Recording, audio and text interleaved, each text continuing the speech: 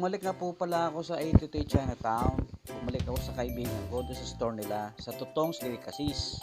Nabutan ko si Mana, nagluluto na naman. Kasi nga pare ibebenta. Hindi lang yung fishball ang binibenta nila.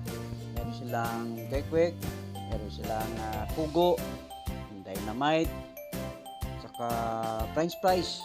Meron din silang mga drinks, calamansi, lemon, buko juice. Yan. Kapag napunta po kayo dyan sa lugar na yan, located lang po yan sa 88 Chinatown. Sa may second floor po sila, ang kanilang store. Nakikita nyo kaagad yan pag ano nyo ng gana sa escalator. Napakasarap po talaga mga paninda nila.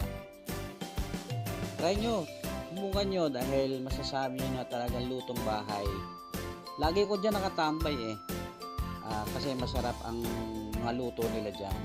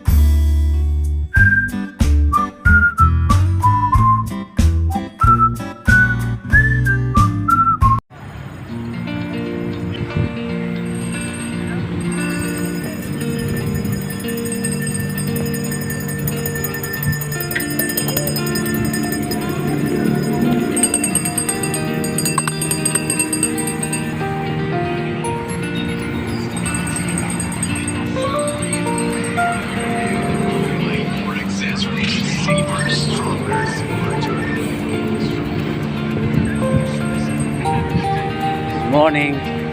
Yes, sir. Sipag naman.